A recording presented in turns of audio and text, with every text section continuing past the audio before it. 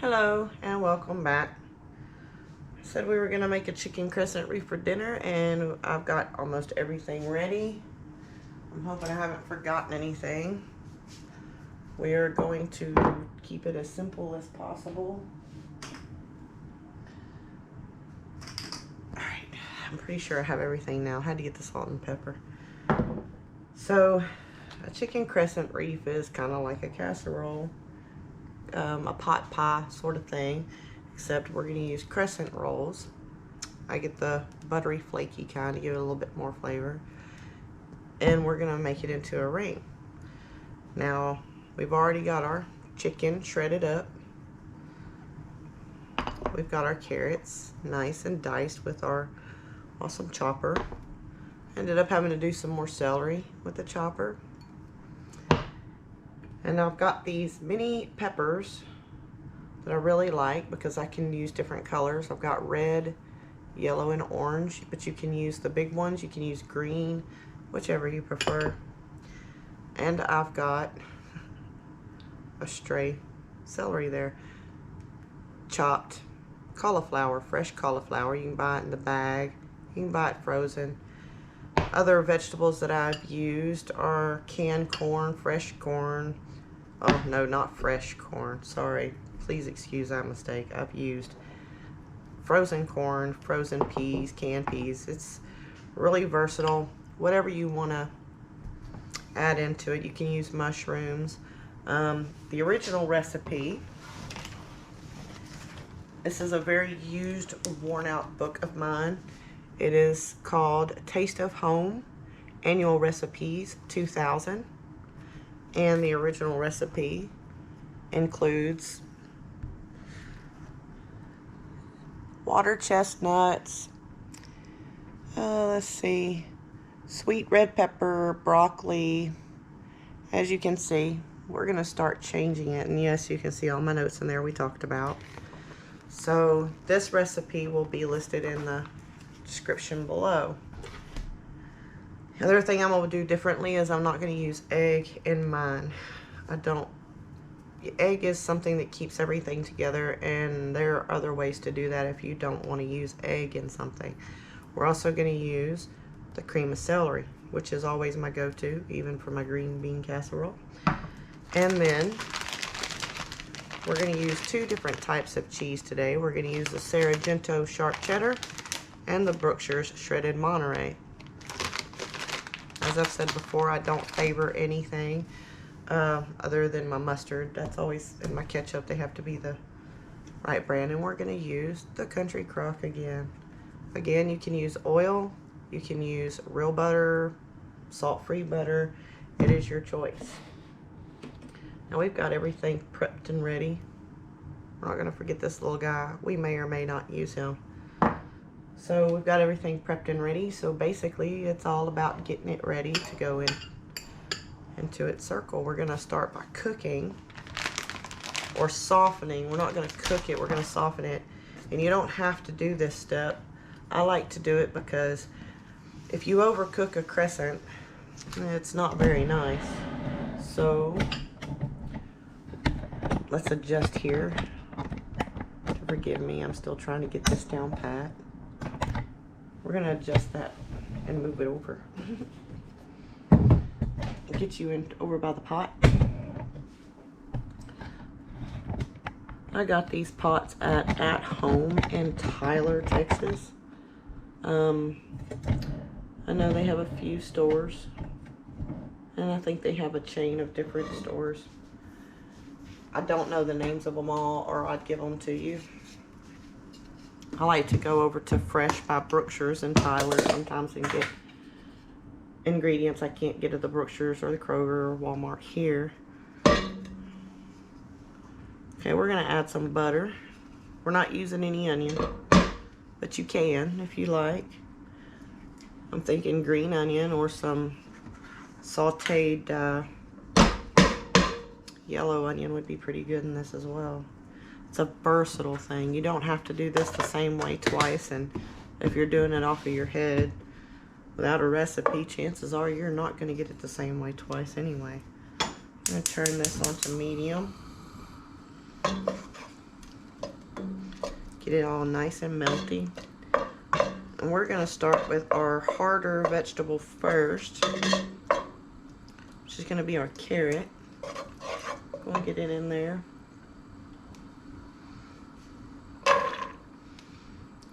We don't want this to get mushy. We just want it to get a little tender.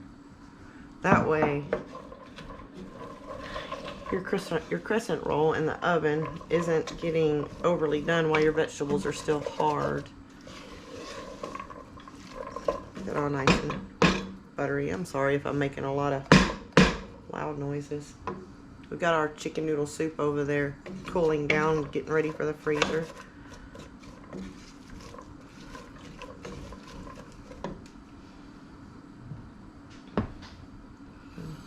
Turn it up a little bit, get that butter melted. Get the heat going. Once you get the heat going, everything goes pretty quick from there. It looks like a lot of butter, but it's actually just going to integrate itself in. Like I said, you can use olive oil, canola oil. I wouldn't use a lot. You're not trying to fry it. You're just trying to saute it, get it softened up just a little bit. And once you start adding in everything else, it's gonna just thicken it up anyway.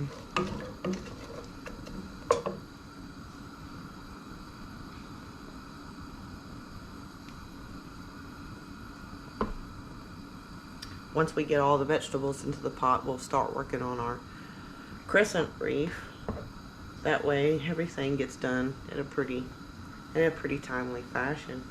For the crescent wreath, you're gonna need a really nice size round baking pan that fits in your oven. I found that some of them don't fit in all ovens, so there's a learning curve for you.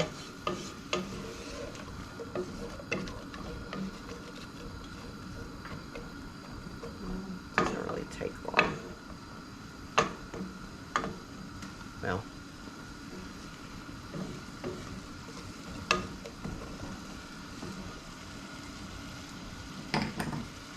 I'm going to do the salt and pepper once we put all the vegetables in.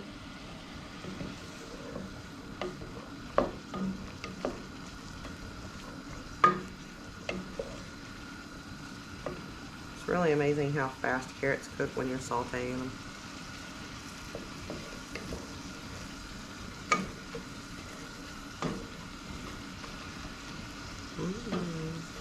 Makes you want a hamburger steak with some carrots and mashed potatoes. Some yummy gravy.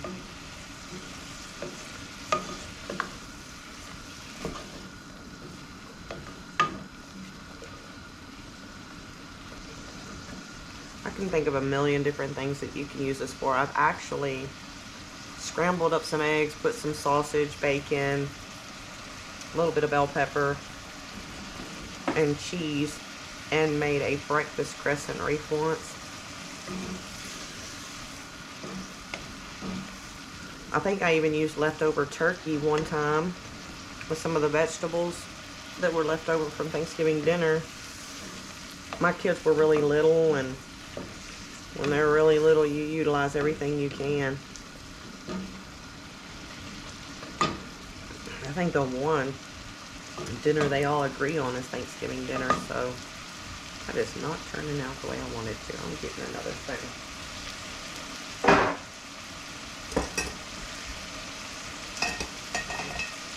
Here we go. That's better.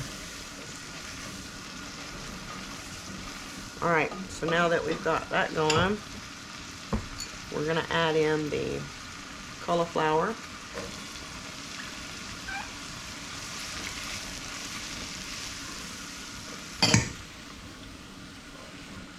After I got done making that chicken noodle soup, I went and cleaned up everything, washed everything. 2 meals in one day can leave a big mess if you don't wash and reuse your bowls and your knives and your cutting board and,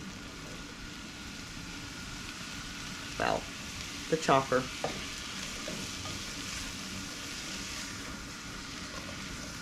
I have this on high. I'm just trying to get a good thing going here.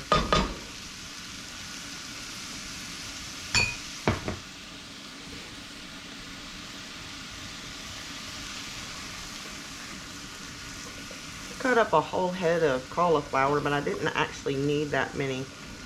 When you're making a chicken crescent wreath, if I've done this more than once, I've had too many leftovers before.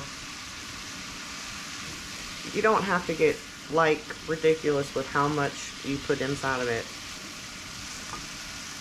I'm really not sure how big these bowls really are, but I guess I should measure that one day so I know what I'm doing, but I don't write recipes.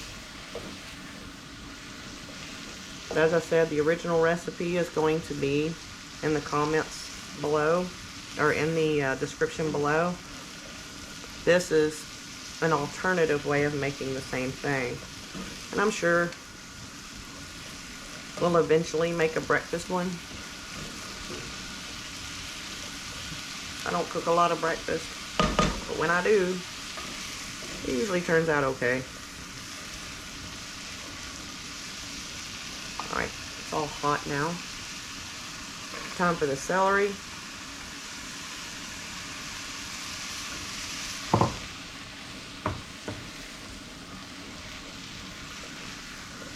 Now that the celery is in, because that's the only 3 hard vegetables I'm actually using, I'm going to get a little bit of salt and pepper in here.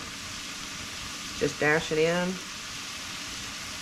Don't overdo it. You can always add more before you put it in the wreath.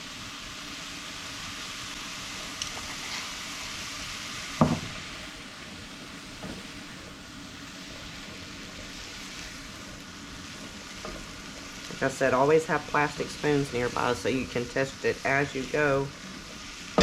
And you'll know in that instance whether you have too much or too little salt and pepper. Alright.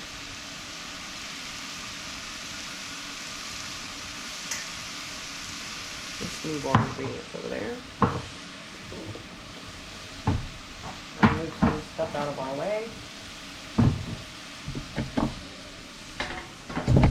Make sure you're looking at me. I'd be ashamed if you weren't. Not for this part. Alright. We're going to put that on low. Let it just simmer that way for just a few minutes. Yep. And we're going to get our chicken crescent wreath made here.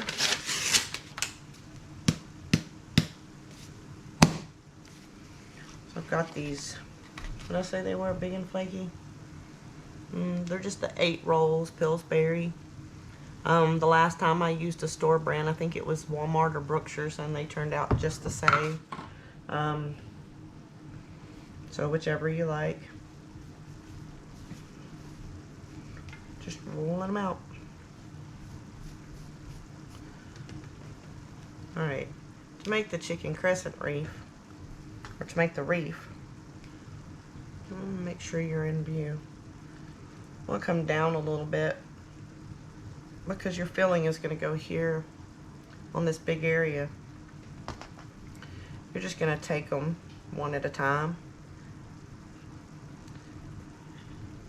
and put them one on top of the other, making a big circle just the same.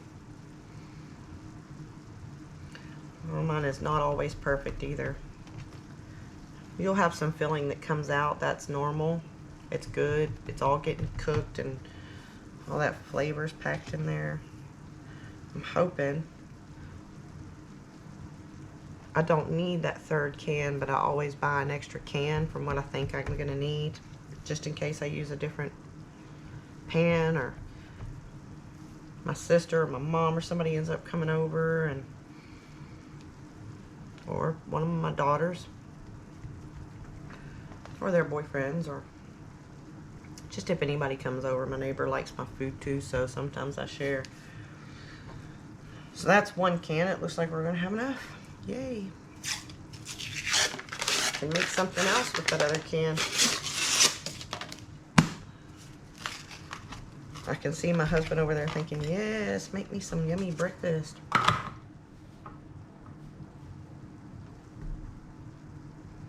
No, he's focused. He's not paying any attention to me. So you see I'm overlaying. And I'm not going to squish it down flat. And this is a non-stick pan. If you don't have a pan that you trust, definitely use some cooking spray or some oil. This pan, I haven't had anything stick to it yet. Excuse me. I'm just laying it over like the sun. That's what you want it to look like, the sun. If you want it to be more enclosed, just bring them over a little bit more, but you might need another can for that. You know, one of the things that I try not to do with my pans are use anything sharp on them. Oh, let's see if we can make that one just stretch out a bit. There we go. So we got some leftovers. I'll show you what I do with those. I pat them out just a little bit. Excuse me. And then I'm probably going to put something in there just to make a little pocket. Alright. Let's turn that back up on medium. Bring you back over. Now we're going to add our chicken. It's already cooked, already shredded. It was seasoned with a little bit of salt, pepper, and powdered garlic and baked in the oven at 375 for about 25-30 minutes. You don't want it to be, some people like it drier, some people like it moister. It's your choice. There's if you're learning how to cook, there's a million videos, very good videos as well, on the temperature your meat should be to say that they're done. Alright, we got that chicken in there. It's already cooked, so we don't have to cook it. Now we're going to put in our pepper, our red, yellow, and orange mini peppers. I'm not going to cook that for very long at all.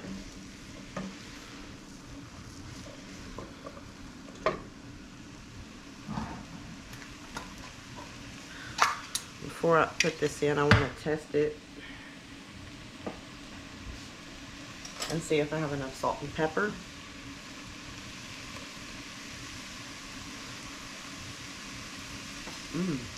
Actually perfect.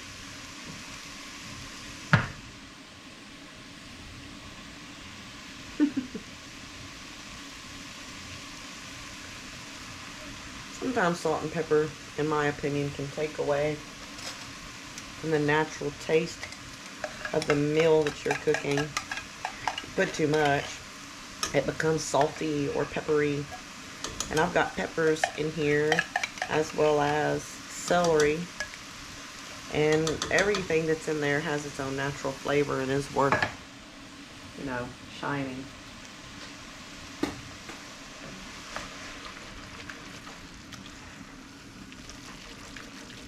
Alright, we're going to turn it off while we mix that up. Yeah, look at that. See, it's nice and thick. You don't want it to be watery. If it's watery, it's not going to stay very nicely in the crescent wreath, is it?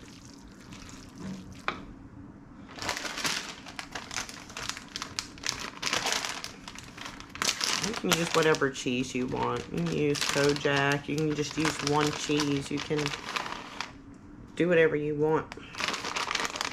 And you'll see just by watching and then looking at the recipe that's there in the description below that this is a, once you get the wreath down pat type of thing, you can make absolutely anything with it.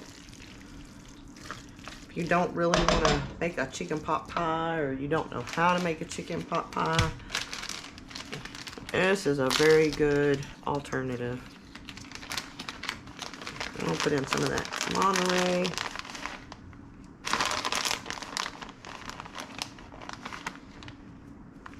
I'm going to use my cheese as the thickener that I eat instead of an egg. So it's gonna look a little bit stringy in a minute. A little bit too thick, but it's not.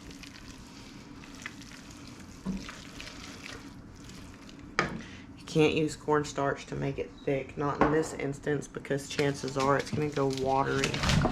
Or maybe a little too watery. Let me get rid of all my trash so I have some space. Alright, so I'm going to take this opportunity to preheat my oven. We're going to do it on bake. And let's get that little pan out of there. We're going to do 350 and let it preheat.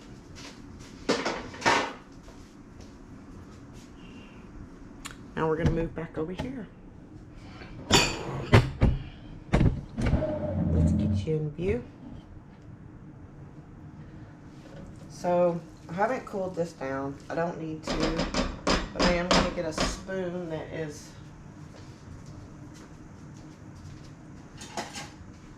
a little bit smaller. This is just a little tiny spoon. And what I'm going to do is I'm going to bring my pot close so I don't have to travel very far.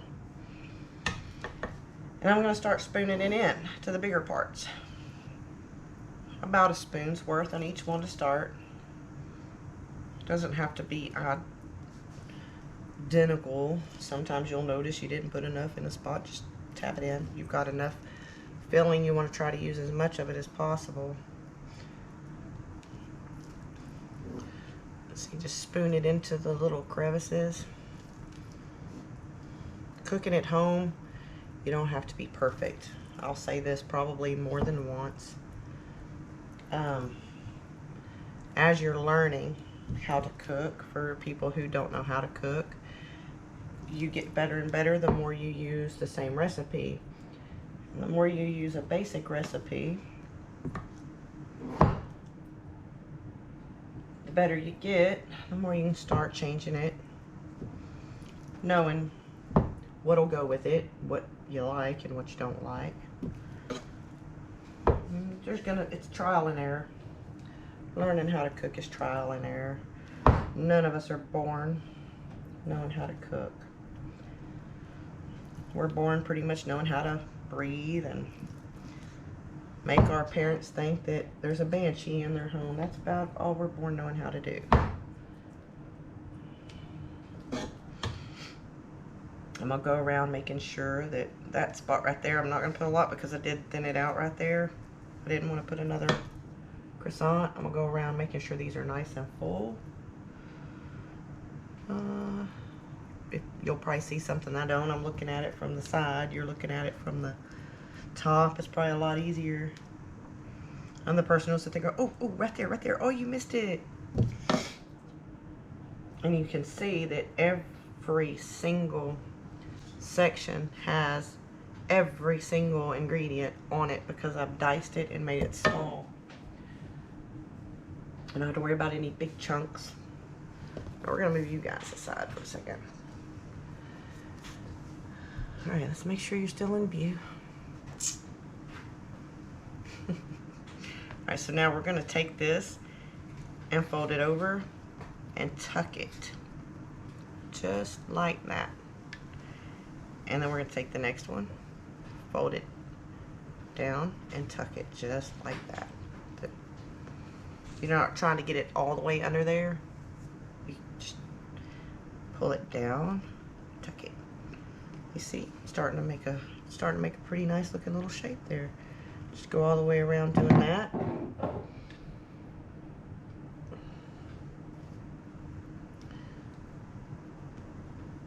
Tuck it. Fold it over. I can always try to go in this direction. I don't know why. Maybe because it feels like it's naturally going that way. It's okay if you have to pull them as well to make it come all the way over. Some of them come out of the can a little bit differently. It's no big deal. The only way you're really going to ruin this is if it's too watery or if you overcook it. Nobody likes burnt food. Take that back. My husband purposely burns stuff because he likes the taste of that overchar. Or he just says that because he cooks everything on the grill a little too much.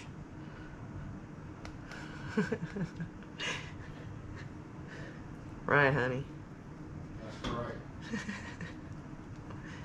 So just give it a good tuck in. Make sure you're sealing it so that when it cooks, it doesn't come out or poof apart. You can always go back and give it another little tuck afterwards.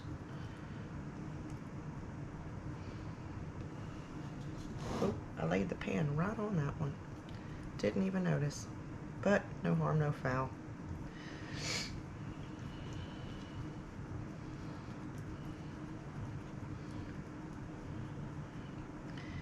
And there you have a wreath.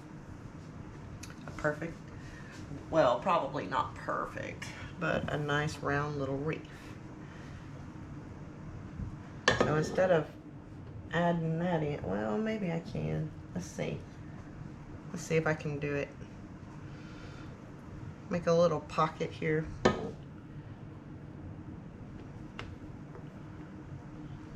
We'll see how that turns out. That is not part of what I'm trying to show you, but hey, I try not to waste anything, especially these yummy, yummy crescent rolls. Crescent. Before I get corrected. My husband's from England, and being Texan, he likes to correct how I say what he considers European things. So, croissant. Alright, so we don't have that much left over. You can add it in if you want to, or just grab a spoon and enjoy it. Alright, so next step, we're gonna stick this in the oven. We have it going at 350? 375. We're gonna stick it in the middle. We're gonna close it up. And you know what? We're gonna grab my phone there and time that. See how long it takes. Stopwatch. Just want to make sure that, you know, mine is pretty close to the same time as the one on the recipe. So we're gonna leave it there. I'm gonna clean up all my messes and then we'll be right back.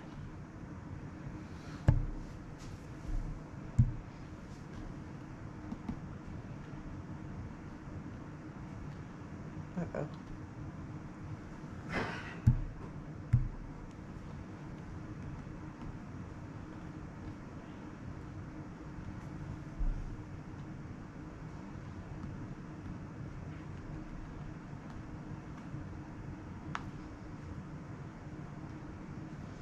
It's not letting me turn it off, so we're gonna have to improvise.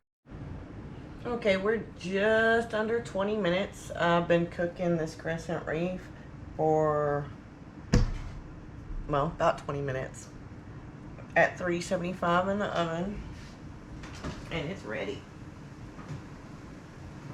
It is ready, and it is beautiful. And it's sizzling. Even my little ones turned out okay. That's pretty neat. So you see it didn't ooze out a lot. It pretty much stayed where it was supposed to. Yeah.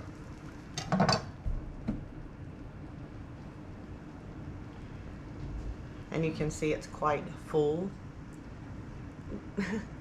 It's quite full and fluffy.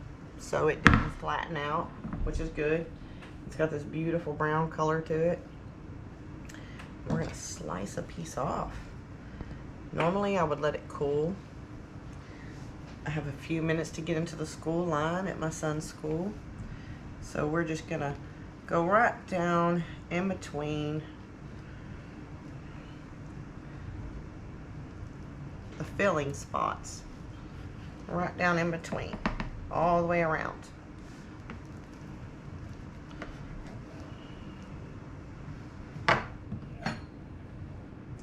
We're gonna get the pie scoop or spatula. Spatula works. I use this because it's a little more narrow. And take it out, just like a pie. See, crescent wreath sounds quite intimidating when you hear about it, but as you can see. It's exactly what it says. Let's get something to try this with. Oh, look, it's crispy. It's very crispy.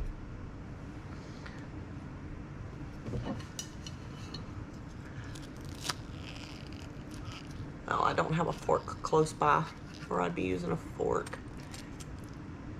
See, it's got all the filling throughout it. It's done there. You don't want that to be yucky or gummy or anything. And let's give it a try.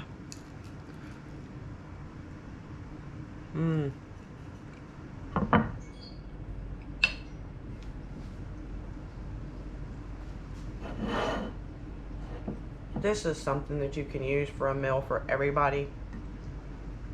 Every picky person in the world. Because you can add diced potatoes. If you do use potatoes, try to saute them up a little bit longer. Potatoes do take a little bit longer than carrots to get tender. Or fry your potato first and just add it in at the end of the cooking process for the vegetables. I've done that as well. You can use hash browns, frozen potatoes, fresh potatoes, it doesn't matter. That was really good. I didn't need the egg in mine. If you prefer the egg, you might not want to put a bunch of cheese in it. You still want to put a little bit. And another thing I do sometimes, just before it's done, sometimes I'll get my brush and my melted butter, my salted sweet cream butter, and I'll brush a little bit on there and sprinkle a little bit of garlic. If I'm making one that I can use Parmesan cheese with, I'll sprinkle a little Parmesan on there. It really is versatile. You can fill it with anything. You can put anything on the top. And I haven't tried the square sheets of Crescent with it, but I imagine, you know, if I want to ever make a pot pie again, I'll probably do that. It was really good.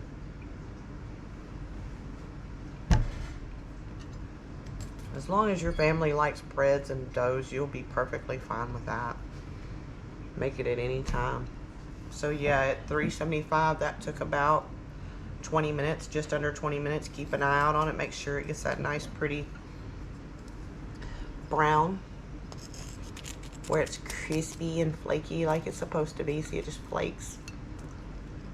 And if you want to see the bottom is just as brown, no burnt. Like I said, I have a non-stick pan, but if you don't, or if you feel like yours has too much use on it, or scratches, because scratches on your pan can't stop things from coming off easy, or if you want, put some tin foil under it. I think people can use parchment in the oven too. I'd make sure it fit perfectly on there if I used that. I wouldn't have any hanging off the edges. But yeah, so there we go. A simple, easy, versatile meal that you can keep some refrigerated Crescent rolls in your ice box, and anytime you have leftover carrots or celery or any other vegetable that you prefer, mushrooms, broccoli, cauliflower, everything, squashes even, then you have a meal. You have a meal and you don't have to run to the store when you don't have anything else. I hope you all enjoyed this video. Hope you enjoyed it enough to hit the like button and the subscribe button. And any of the questions you have or comments, feel free to leave them. This is a variant from the recipe that is in the description section. So if you want to use my version, watch the video through first to get your ingredients, or watch the first part where we use most of the ingredients, or go to the list and go by the recipe that's provided. And I will see y'all again soon. Have a good day.